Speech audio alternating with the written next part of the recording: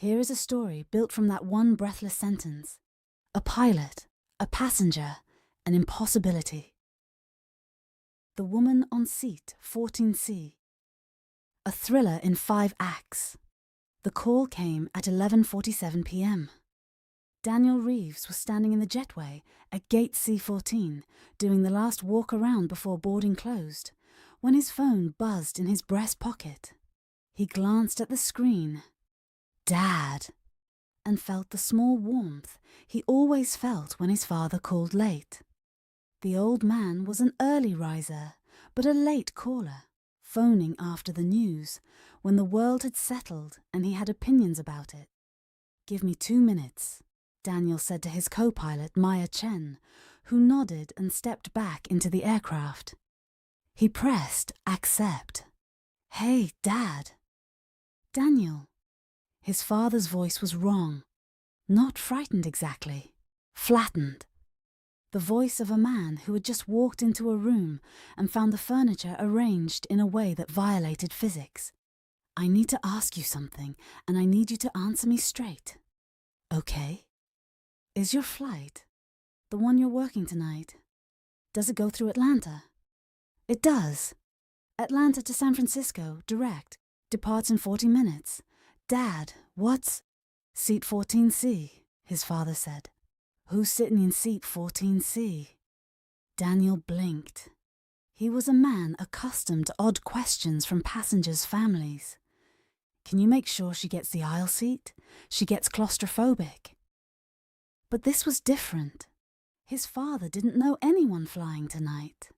His father was 71 years old and lived alone in the house Daniel grew up in, a 3-bedroom colonial in Marietta, Georgia, which was, as it happened, 26 minutes from Hartsfield, Jackson.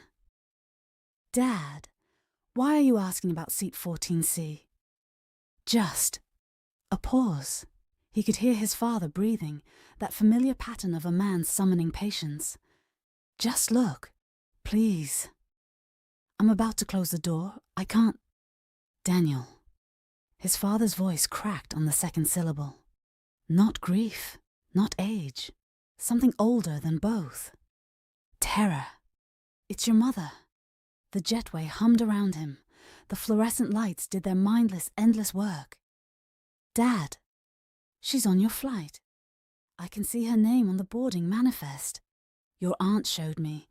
She volunteers at the ticket counter. You know that.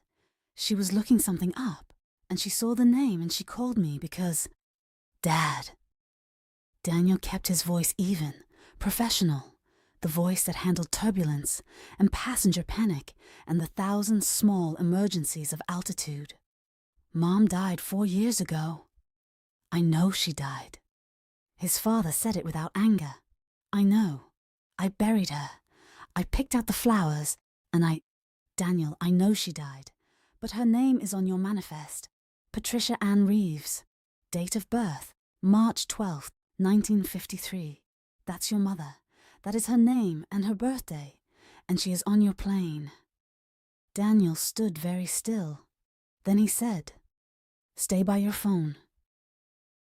He walked back into the aircraft with his face arranged in neutral professional calm, which was the first thing you learned in flight training.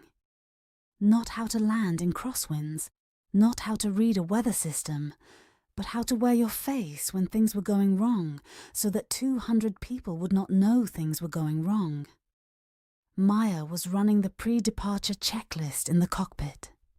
He stopped at the galley, where Carmen, their lead flight attendant, was arranging the first-class service cart with the quiet efficiency of a woman who had been doing this for 19 years. "Carmen, I need you to check 14C. She looked up, reading his face the way experienced crew read a pilot's face, for information, not emotion. "Check it how?" "Tell me who's sitting there. Don't make a thing of it. Just look at the boarding pass, confirm the name." Carmen studied him for 1 second. Then she put down the tongs she was holding, smoothed her jacket, and walked calmly down the aisle. Daniel counted his own heartbeats. He got to 11 before she came back. Patricia Reeves, Carmen said quietly. Older woman, 60s, maybe early 70s. Window seat. She has a carry-on and a small book with a blue cover. She's reading. Does she? He stopped. He didn't know how to ask the question. Does she look like a dead woman was not a question you could ask. Does she seem... Is she all right? She seems perfectly fine. Carmen's voice was steady, but her eyes were asking him things. Daniel, what's happening? I don't know yet. He pulled out his phone and texted his father. She's here. What does she look like? His father's response came in 30 seconds, which meant his father had been sitting with the phone in his hand, waiting. Patricia was 5'5", brown hair gone mostly grey. She always wore it short. She had a scar on her left chin from a fall when she was 9. She carried a small blue book everywhere. Poetry. She loved poetry. And she wore your grandmother's ring on her right hand, gold band, small diamond. Daniel read the message twice. Blue book. He typed back, I'll call you when we land. He walked down the aisle. Row 14 was mid-cabin, the unremarkable geography of economy class. The man in 14A was asleep already. Headphones on, neck pillow deployed with the practiced resignation of a frequent traveller. 14B was empty, and in 14C, at the window, a woman was reading. She was perhaps 68, brown hair, mostly grey, cut short and sensible. Small, 5'4" or 5'5". She wore a cream cardigan and dark slacks, and she held a slim book in both hands, the way people hold books they love, carefully, as though the paper itself is valuable. The book had a blue cover. Daniel stood in the aisle and felt the world become briefly permeable, as though the membrane between the ordinary and the impossible had gone thin. The woman looked up. She had brown eyes. There was a small, pale scar on the left side of her chin. "Can I help you?" she asked. Pleasant voice, unhurried. "Ma'am, I apologize for the intrusion." He heard himself using the tone he used for turbulence. "I'm Captain Reeves. I just wanted to make sure all our passengers were comfortable before we push back." "That's kind." A small smile. "I'm fine, thank you." He looked at her right hand. On the third finger, she wore a gold band with a small diamond. "Enjoy your flight," he said, and walked back to the cockpit. He called his father from the flight deck, door closed, Maya giving him the professional privacy you gave a colleague who was clearly handling something personal. "It's her," Daniel said. He didn't say it dramatically. He said it the way you say things you cannot yet integrate. "She looks exactly like you described. The book, the ring, the scar. Dad, it's her." Silence. Then his father said something Daniel would turn over in his mind for years. He didn't say that's impossible, or it can't be.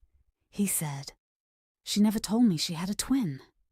Daniel nearly dropped the radio. "What?" "Your mother." His father's voice was slower now, careful, excavating. "We were married 38 years. I knew everything about her. I knew the name of the dog she had when she was 7. I knew she was afraid of deep water, but not shallow water. I knew she had a break in her left wrist that healed wrong and ached in the cold." A pause. "But I'm sitting here thinking, I never met her family. She had a complicated relationship with her family. She left Georgia when she was 19, and she never really went back. When I asked about her childhood, she would answer, but she would answer carefully, you know? Like someone describing a country they'd left and were glad to have left. Are you saying?" "I'm saying that a woman named Patricia Reeves, with your mother's birthday and your mother's face is sitting on your airplane. And I am 68% sure I am not losing my mind, and 32% sure I have been married for 38 years to a woman who had a sister she never mentioned. Daniel stared at the instrument panel. The runway lights outside made their patient geometry. "I have to fly the plane," he said. "I know. When we land, I'll be waiting," his father said. "At arrivals. San Francisco, right?" "Dad, it's a 5-hour flight. You can't." "I've already pulled up flights." A pause. "There's one leaving Atlanta in an hour." The flight was uneventful in the meteorological sense. 37,000 feet, smooth air, the mild dark of the continental night below. Daniel flew and did not fly. His body managed the aircraft with its accumulated 1,000 hours of muscle memory, while his mind circled row 14, the way water circles a drain. At 2 hours in, during the quiet stretch over Texas, he asked Maya to take the controls and walked back through the cabin. Most passengers were asleep or watching movies in the blue-lit private dark of their headphone worlds. He walked slowly, naturally, the captain's customary stroll, and stopped at row 14 again. The woman was still awake, still reading. He crouched in the aisle beside her. "Mom, I'm sorry to bother you again." She looked up. Same brown eyes, same patience. "I want to ask you something unusual," he said. "And I want to ask it carefully. Is your name Patricia Reeves?" A pause. Not a guilty pause, a thoughtful one. "Yes," she said. "And were you born on March 12th, 1953? Something shifted in her face. Not fear. Recognition. The look of someone who has spent a long time knowing a conversation was coming, has rehearsed it, and still finds themselves not quite ready. "You're Daniel," she said. His throat closed. "You look like her," she said. "You have her eyes." She had green eyes with a brown ring around the pupil. They looked brown from a distance, green in sunlight. "You have those." She tilted her head. "She talked about you. She was proud of you." "Who are you?" he managed. The woman set down her book. She took her time, smoothing the cover, aligning it with her knee, the gesture of someone who has learned to manage emotion through small physical order. "My name is Patricia Ann Reeves," she said. "I was born March 12th, 1953, in Savannah, Georgia, to William and Margaret Holloway. I am the younger of 2 girls by 4 minutes." She met his eyes. "My sister's name was also Patricia. That's not—" "We were identical twins," she said. "Our parents named us both Patricia because our father was a difficult man, and he had decided on that name before we arrived, and he refused to choose another, and our mother was too exhausted from the delivery to fight him. So they called my sister Patty, and they called me Anne, and that is what we were called our entire childhood." She paused. "Until Patty left. My mother's name was Patty." "I know." Something gentle moved through her face. "She called me once, 11 years ago, out of nowhere. I hadn't heard from her in 30 years. She called and we talked for 2 hours, and she cried and I cried, and she told me about you and about your father and about her life in Atlanta, and she said she was going to come see me. She said she was going to come to San Francisco, and we were going to sit on my porch and drink wine, and she was going to explain everything." Daniel waited. "She didn't come," Anne said. "She called one more time, 6 months later. She said she wasn't well. She said—" A breath. "She said she was sorry she'd waited so long. She made me promise not to try to contact her until she reached out again. She said she needed to do it in her own time, and I had to respect that, and I did. Because Patty always had reasons for things, even the reasons she never told you." She looked at her hands. And then the call stopped, and I waited. And eventually I understood that she wasn't going to call again. The cabin hummed. Somewhere in the dark, a baby murmured and was soothed. "Why are you on this flight?" Daniel asked. Anne looked at him for a long moment. Then she reached into the pocket on the back of the seat in front of her and took out a small envelope, the kind that comes with a card, cream-coloured, with his name written on it in handwriting he recognized, his mother's handwriting. "She left this with her lawyer," Anne said, "with instructions that it be delivered when she felt the time was right. The lawyer called me last month." She held out the envelope. "It's addressed to you." He read it in the cockpit. Door closed. Maya giving him silence he would never be able to repay. "My Daniel, by the time you read this you've already met her, or you're about to. I'm sorry for the theatre of it. That's Anne's word for it. She always hated theatre. I always loved it, which tells you something about us. I left home at 19 because I was ashamed of things I had no reason to be ashamed of, and because I was young enough to think that leaving was the same as healing. I left Anne behind when I shouldn't have.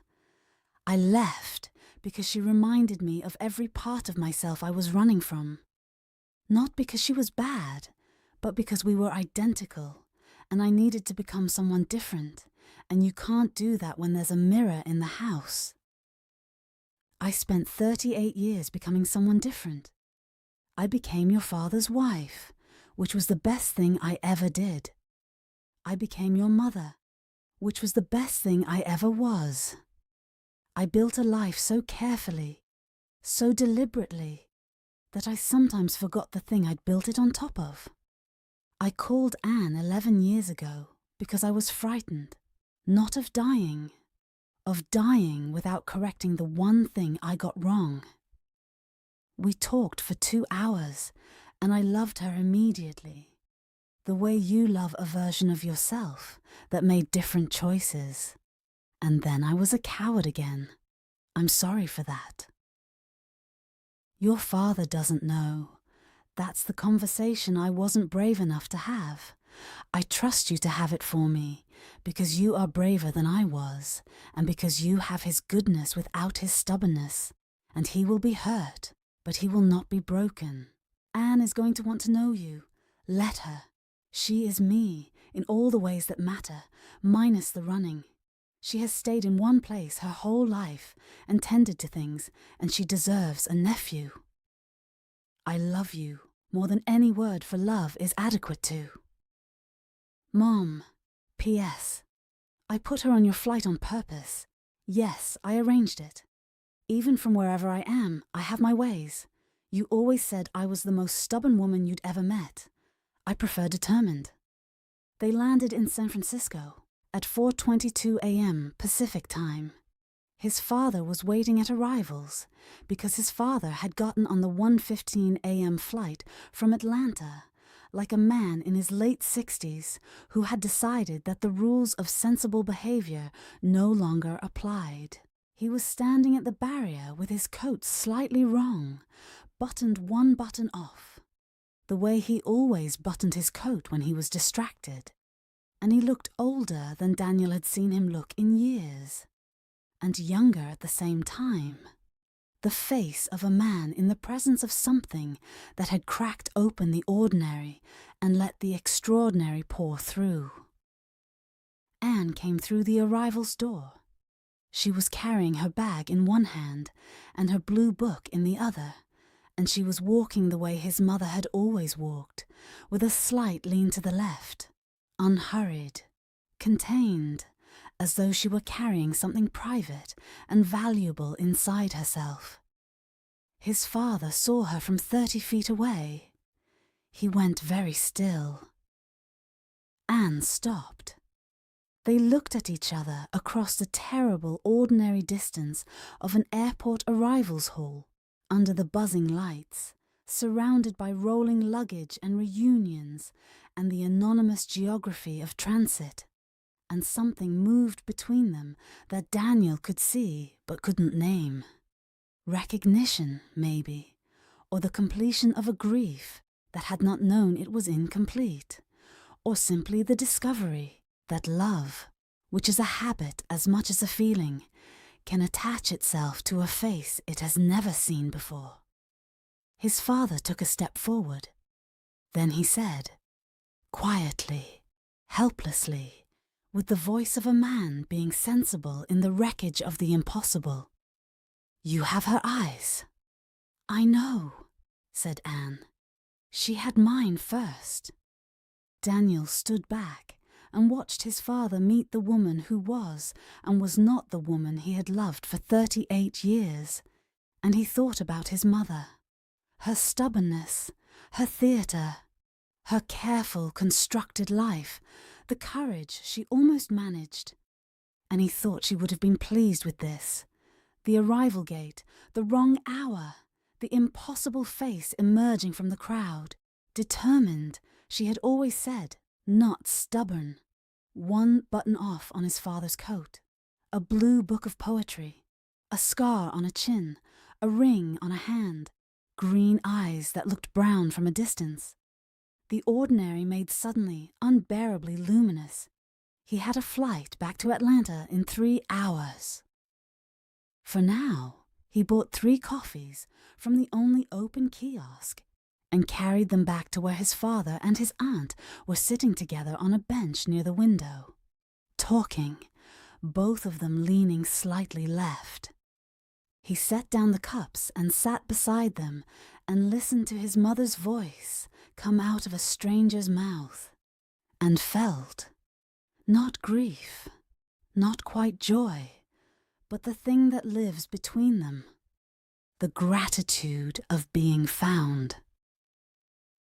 End.